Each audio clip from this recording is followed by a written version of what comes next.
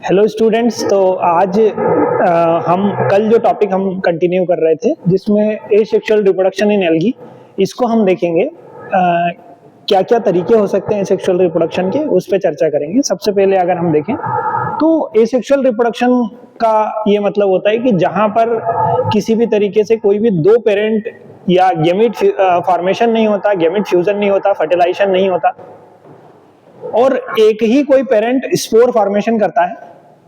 कोई मेल या फीमेल नहीं होगा, एक ही कोई पेरेंट रहेगा, वो स्पोर फॉर्मेशन करेगा और वो आगे चल के ग्रो करके एक नया थैलस बना लेते हैं। ऐसे रिप्रोडक्शन को हम जो है वो एसेक्सुअल रिप्रोडक्शन कहेंगे। तो आइए देखते हैं क्या कुछ चीजें इसमें रहेगी।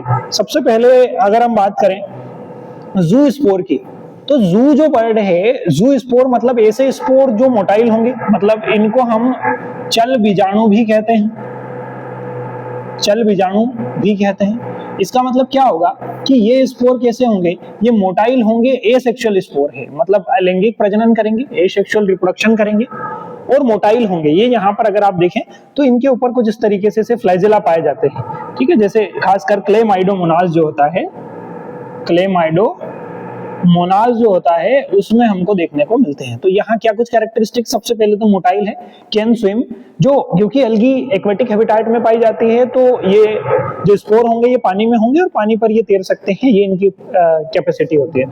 अगला क्या लिखा हुआ है, पोजेस वन और मोर फ्लैजिला, इनके ऊपर एक या एक से ज्यादा फ्लैजिला हो सकते हैं, क्योंकि मोटाइल है तो डेफिनेटली फ्लैजिला प्रेजेंट होंगे। अगला है फॉर्म्ड ड्यूरिंग एसेक्सुअल रिप्रोडक्शन, भाई ये किस चीज के लिए बनते हैं, तो एसेक्सुअल रिप्रोडक्शन के लिए, अलैंगिक प्रजनन के लिए जो है ये बनेंगे। अगला क्या है, यूजुअली प्रोड्यूस इन जू स्पोरेंजिया, भाई जू स्पोर जैसे स्पोरेंजिया में प्रोड्यूस हो रहे हैं, मतलब जिस स्ट्रक्चर के अंदर जू स्पोर प्रोड्यूस हो रहे हैं एल्गी के ऊपर, दैट इज कॉल्ड जू स्पोरेंजिया, ठीक है। तो ये जू स्पोर के बारे में हो गया कि एक मोटाइल एसेक्सुअल स्पोर होते हैं जो फ्लैजिला की मदद से एक जगह से दूसरी जगह मूव कर सकते हैं, उनको हम जू स्पोर या चल बीजाणु कहते हैं। ये एक स्विम कर सकते हैं, पानी पर तैर सकते हैं, एक या एक से ज्यादा इनमें फ्लैजिला पाए जाते हैं। ये अलैंगिक प्रजनन के लिए जो है एसेक्सुअल रिप्रोडक्शन के लिए बनते हैं। और कहां बनते हैं, तो जू स्पोरेंजिया के अंदर बनते हैं, ये हमें ध्यान रखना है। अगर आगे बढ़े हम, ये कुछ इस तरीके का जो है स्ट्रक्चर देखने को मिलेगा। फंक्शंस क्या होंगे इसके, सर इसके फंक्शन होंगे, जू spore help in rapid dispersal and reproduction.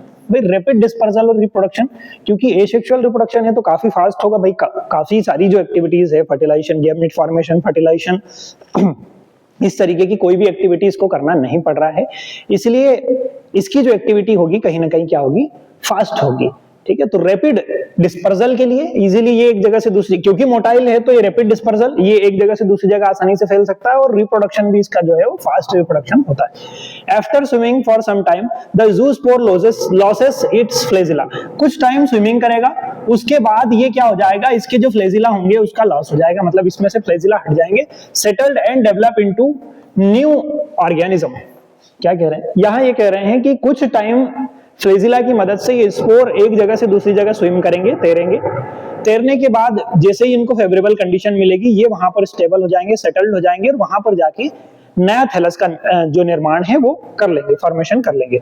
Example क्या है, हमको जू स्पोर किस किस में देखने को मिलेगा, जैसे मैंने बताया क्लेमाइडोमोनास में मिलेगा, यूलोथ्रिक्स में मिलेगा और इडोगोनियम में मिलेगा, ठीक है। क्लेमाइडोमोनास, यूलोथ्रिक्स और इडोगोनियम में हमको देखने को मिलता है। दूसरे स्पोर की बात करें तो जू स्पोर के बारे में हमको सारी जो चीजें हैं वो क्लियर हो जाती है यहाँ पे। दूसरे स्पोर की अगर हम बात करें तो वो होगा एप्लेनोस्पोर।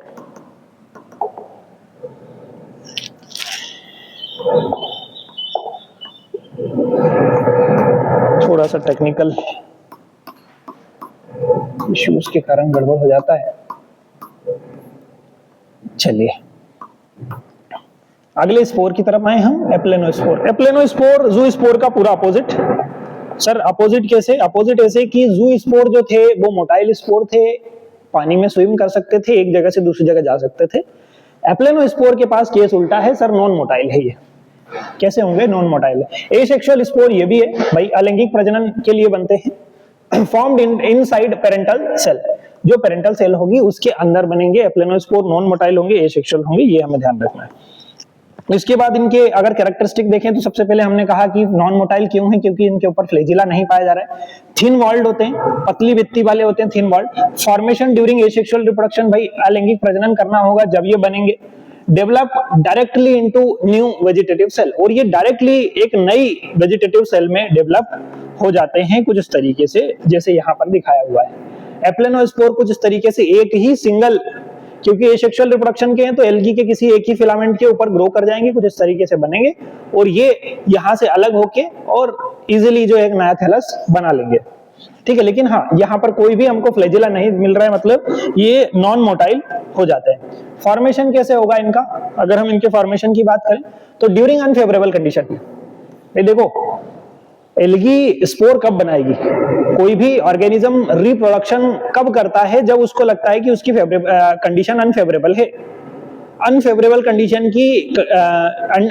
कंडीशन में वो रिप्रोडक्शन करेगा, चाहे वो लैंगिक सेक्सुअल रिप्रोडक्शन की बात करें या सेक्सुअल रिप्रोडक्शन की।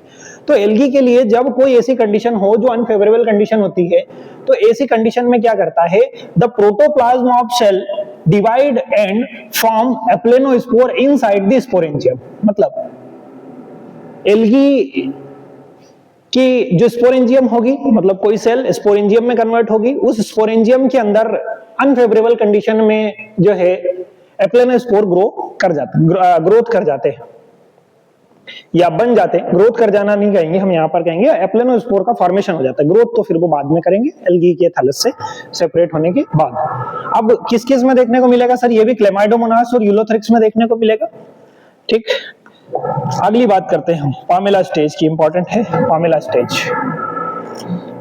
अगला टॉपिक हमारे पास क्या है भाई, पामेला स्टेज।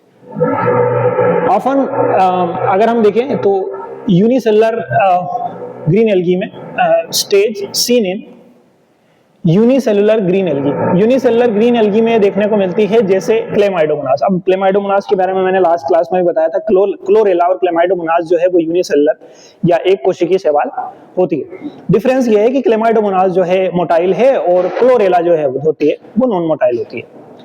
अब यहां पर क्या कुछ दिया है, the palmella stage is a resting और प्रोटेक्टिंग कंडीशन। क्या है, रेस्टिंग स्टेट है in which the normally motile algal cells lose their flagella and become embedded in gelatinous या mucilaginous matrix forming a cluster of non motile cell. क्या हो रहा है sir, यहाँ कैसा कुछ बन रहा है, तो हमने कहा कि जो रेस्टिंग कंडीशन में जो स्पोर्स होंगे, जो सेल्स होगी, ठीक है, वो क्या होगी, जो एल्गल सेल्स है, क्योंकि यूनिसेलुलर में देखने को मिलता है तो ये रेस्टिंग फेज में जाएगी। रेस्टिंग फेज में जाने के बाद ये क्या होगा इनके साथ कि ये एक जिलेटिनस कवरिंग से, ये जो सेल्स होगी ये इस तरीके के एक जिलेटिनस कवरिंग के अंदर ट्रैप हो जाएगी। ये ऐसे जो सेल्स होगी कुछ इस तरीके से ऐसे, और ये जो सेल्स है ये एक ऐसी जिलेटिनस कवरिंग होगी, म्यूसिलेजिनस कवरिंग, उसके अंदर ट्रैप हो जाएगी अनफेवरेबल कंडीशन में, विपरीत परिस्थितियों में। और फिर जो फेवरेबल कंडीशन आती है फिर ये यहां से जो है ग्रो कर लेती है। ठीक है, अच्छा ये जिलेटिनस कवरिंग से कवर क्यों हुई है, एम्बेडेड क्यों हुई उसके अंदर, कुछ इस तरीके से देखो, ये ग्रुप बन जाता है सेल का जिसके ऊपर कवरिंग बन जाती है। अब ये कवरिंग क्या कर रही है, कवरिंग प्रोटेक्ट कर रही है इसको। ठीक, अब क्या है, लॉस ऑफ फ्लैजिला। सबसे पहला फीचर क्या होगा कि इसके अंदर फ्लैजिला का लॉस हो जाता है, जिसकी वजह से क्या हो जाता है, स्टॉप हो जाता है, स्विमिंग स्टॉप हो जाती है, ये तैरते नहीं है, क्योंकि यूनिसेलुलर है तो नॉर्मली जो है ये तैरते होते हैं। लेकिन क्या होता है कि जब फ्लैजिला इसके अंदर से हट गया तो ये तैरना बंद कर देते हैं। सेल डिवीजन कंटिन्यू होता रहता है, सेल डिवाइड होती रहती रिपीटेडली। यहाँ पे देख सकते हैं कि यहाँ पर ये सेल डिवीजन चल रहा है, लेकिन एक कुछ नहीं है, ये सेल डिवीजन चल रहा है, इसके जो सराउंड में एक म्यूसिलेजिनस कवरिंग है। ठीक है, म्यूसिलेज फॉर्मेशन होता है, जो डॉटर सेल्स है remain together in a gel like mass. Daughter cell कहाँ होगी, एक जेल लाइक मास के अंदर होगी, म्यूसिलेजिनस कवरिंग के अंदर होगी।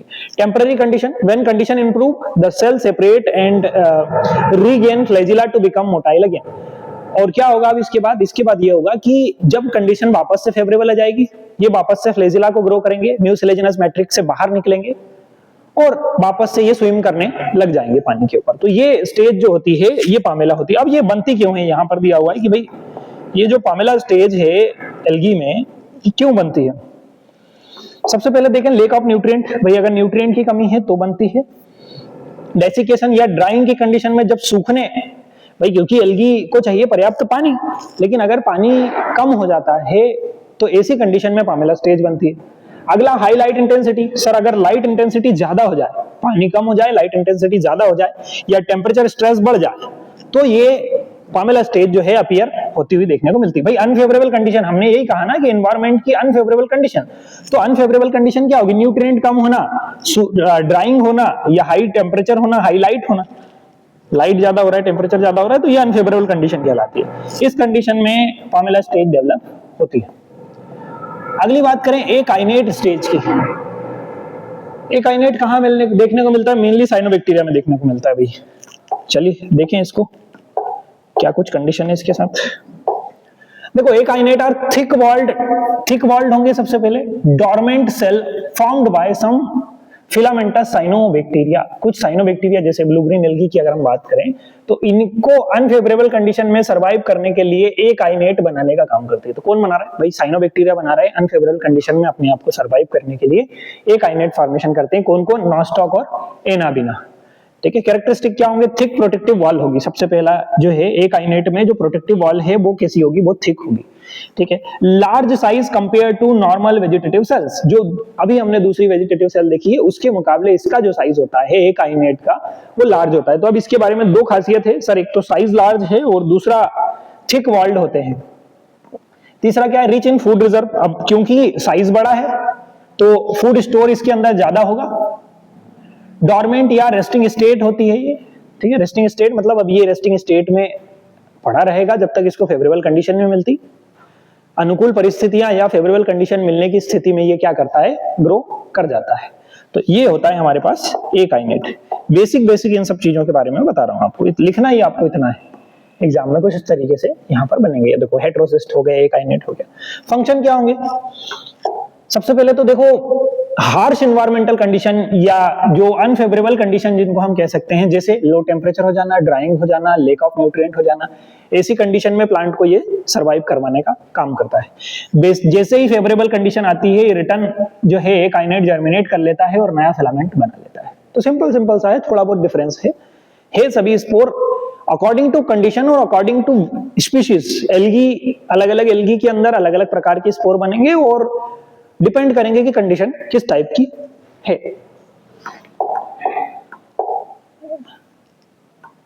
अब इसके बाद अगर देखें, बार बैक हो जाता है। चलो आगे बढ़ते हैं। कहां गया एकाइनेट? काफी लंबी पीडीएफ हो गई। अगली कंडीशन है भाई हाइप्नोस्पोर।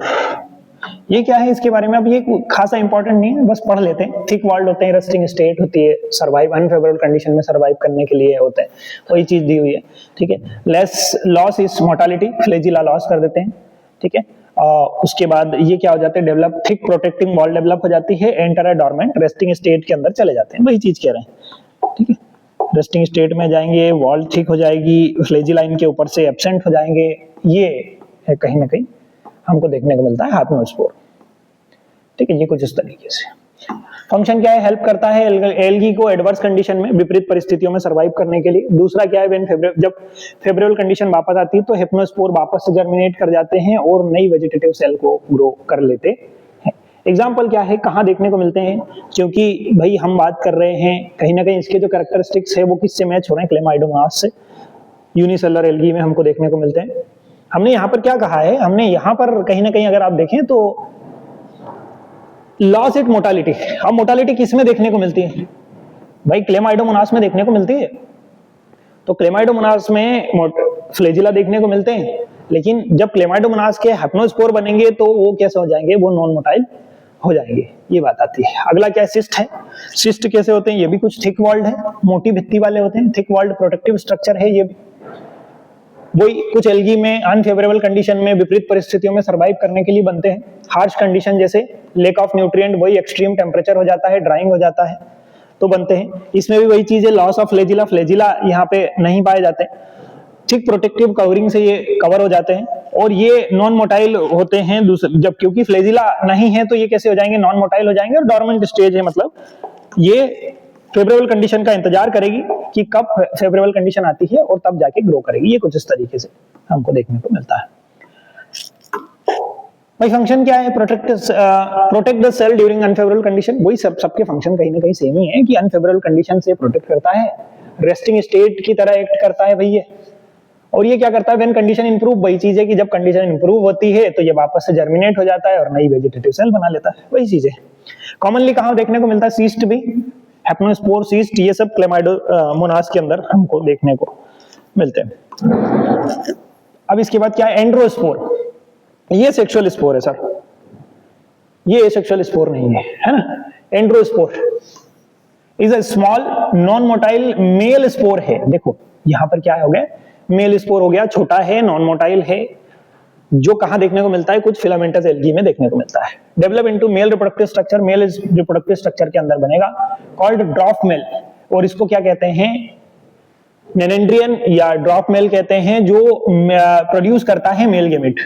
मतलब कहीं ना कहीं जो एंड्रोस्पोर है वो मेल गेमिट से पहले की स्टेज है, मेल गेमिट प्रोड्यूस होने से पहले की। तो यहां पर ये कैसा हो गया? सेक्सुअल स्पोर हो जाता है, ये हमको ध्यान रखना है। अभी तक जो हमने पढ़े थे वो एसेक्सुअल स्पोर्स थे। एंड्रोस्पोर कॉमनली फॉर्म होते हैं इडोगोनियम के अंदर, ठीक है। इडोगोनियम के अंदर हमको एंड्रोस्पोर देखने को मिलते हैं। तो खासियत क्या देखी हमने? डिफरेंस ये था कि अभी तक के जितने स्पोर थे वो सारे एसेक्सुअल स्पोर थे, अलैंगिक बीजाणु थे। ये कैसा हो गया? लैंगिक बीजाणु या सेक्सुअल स्पोर हो जाता है। नाम से समझ में आ रहा है, एंड्रोस्पोर, एंड्रो मतलब मेल, ठीक। इसके बाद देखें, एंड्रोस्पोर आर प्रोड्यूस इनसाइड द एंड्रोस्पोरेंजियम। अब भाई एंड्रोस्पोर है तो बनेंगे किसके अंदर? एंड्रोस्पोरेंजियम के अंदर बनेंगे। Each androspore germinate to form a dwarf male plant.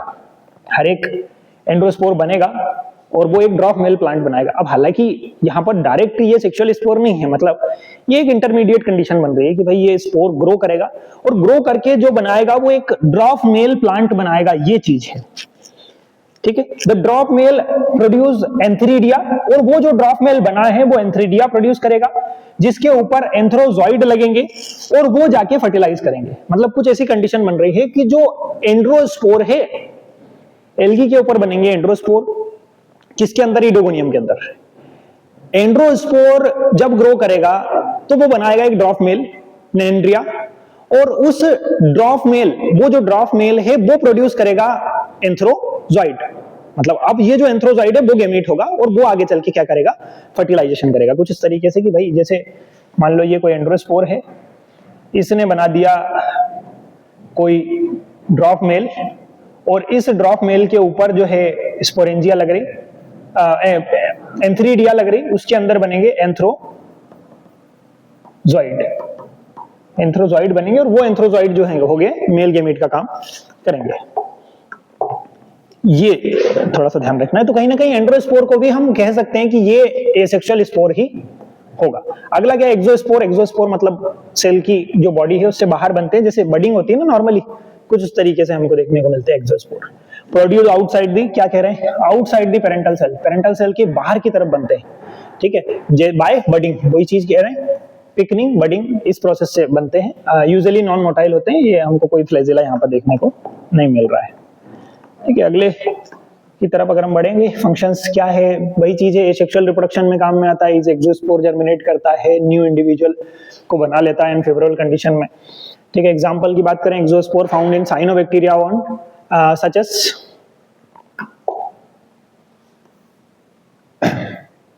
चेमेसिफोन, cyanobacteria के अंदर हमको देखने को मिलता है। कार्पोस्पोर की बात करें, कार्पोस्पोर एक डिप्लॉयड स्पोर होते हैं after fertilisation in red algae. ये इंपॉर्टेंट है सर। कार्पोस्पोर किसमें देखने को मिलते हैं? पॉलीसाइफोनिया के अंदर। पॉलीसाइफोनिया क्या है? एक रेड एल्गी है, रोडोफाइटा की एल्गी हो जाती। फॉर्मेशन कब होता है? Fertilisation occur between male and female gamete. सबसे पहले कैसे होगा कि मेल और फीमेल गेमिट का फर्टिलाइजेशन होगा, वही चीज कह रहे हैं। Zygote develop into the structure is called carposporophyte. Zygote क्या होगा? अब मेल और फीमेल गेमिट जो होंगे उनका फ्यूजन होगा, फ्यूजन से जाइगोट बनेगा, फिर वो जाइगोट ग्रो करेगा, ग्रो करके जो स्ट्रक्चर बना रहा है दैट इज कॉल्ड कार्पोस्पोरोफाइट। और जो कार्पोस्पोरोफाइट होगा उसके ऊपर कार्पोस्पोर बनेंगे इनसाइड कार्पोस्पोरेंजियम। मतलब कुछ ऐसा होगा कि भाई ये मेल एक गेमिट है, ये दूसरा गेमिट है, ये दोनों गेमिट फ्यूज हुए, ये बनाया इन्होंने जाइगोट। जाइगोट ग्रो किया तो वो बन गया हमारा क्या? इसको हम कहेंगे कार्पोस्पोरोफाइट। कार्पोस्पोरोफाइट के ऊपर कोई स्ट्रक्चर होगा जिसको हम कहेंगे कार्पोस्पोरेंजियम, और ये जो कार्पोस्पोरेंजियम है इसके अंदर लगेंगे कार्पोस्पोर। बात किसकी चल रही है सर? बात चल रही है रेड एल्गी की। रेड एल्गी की कौन सी? मेनली पॉलीसाइफोनिया, पॉलीसाइफोनिया की। ठीक है, तो ये कुछ चीजें यहां पर हो जाती है। आगे बढ़े, इसके आगे ये देखो कुछ इस तरीके से यहां पर बनता है कार्पोस्पोरेंजियम, उसके अंदर ये इस तरीके से कार्पोस्पोर्स बन रहे हैं। कैसे होंगे सर कार्पोस्पोर? क्योंकि आफ्टर फर्टिलाइजेशन बने, तो आफ्टर फर्टिलाइजेशन बने हैं तो कैसे होंगे? डिप्लॉयड होंगे, नॉन मोटाइल होते हैं। क्या कोई फ्लेजिला दिख रहा है? नहीं दिख रहा है। Produce after sexual reproduction, sexual reproduction के बाद बनते हैं कि ठीक है भाई, सेक्सुअल रिप्रोडक्शन वही जाइगोट बन गया, उसके बाद बन रहे हैं। फंक्शन क्या है? क्या कुछ फंक्शन है? ईच कार्पोस्पोर, यार ये बार बार देखा जा रहा है।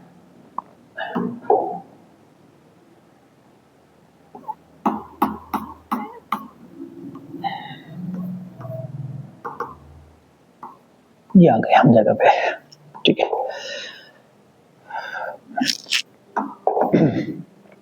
क्या हुआ? Each carpospore germinate to form a tetrasporophyte stage of life cycle of red algae. अब क्या होगा? ये कार्पोस्पोर जो है वो जर्मिनेट होंगे और ये टेट्रास्पोरोफाइट बनाएंगे, ठीक है, रेड एल्गी के अंदर। अब देखो, अब इसके आगे की स्टेज इसके आगे लिखी हुई है टेट्रास्पोर। अब क्या हुआ कि वो जो टेट्रास्पोरोफाइट बना है, देखो क्या हुआ, टेट्रास्पोर इज अ हैप्लॉइड स्पोर, जबकि कार्पोस्पोर कैसे थे? डिप्लॉइड स्पोर थे। तो कार्पोस्पोरोफाइट जो था उसके ऊपर कार्पोस्पोरेंजिया लग रही थी, उस कार्पोस्पोरेंजिया के अंदर कार्पोस्पोर लग रहे थे, और वो जो कार्पोस्पोर है वो ग्रो कर रहे हैं और टेट्रास्पोरोफाइट बना रहे हैं। ये कुछ कंडीशन बन रही। और टेट्रास्पोरोफाइट जो होगा, टेट्रास्पोरोफाइट के अंदर होगा मियोसिस, जिसकी वजह से बनेंगे haploid spore during asexual reproduction, red algae during asexual reproduction. अब क्या होगा? Tetraspore occur in red algae such as Polysiphonia के अंदर टेट्रास्पोर देखने को मिलता है। Tetraspore are produce inside the tetrasporangium. वही टेट्रास्पोरेंजियम किसकी? वही ये देखो, ये जो स्टेज है ना हमारी, ये कार्पोस्पोर ने जो टेट्रास्पोरोफाइट बनाया था, उस टेट्रास्पोरोफाइट के ऊपर है टेट्रास्पोरेंजियम, जिसके अंदर बन रहे हैं टेट्रास्पोर। The diploid tetrasporophyte undergo meiosis, भाई वही चीज है, क्योंकि ये डिप्लॉयड था। अभी हमने देखा था कार्पोस्पोर जर्मिनेट हो रहे थे, तो कार्पोस्पोर जब डिप्लॉयड थे तो टेट्रास्पोरोफाइट भी डिप्लॉयड होगा, क्योंकि उससे बन रहा है।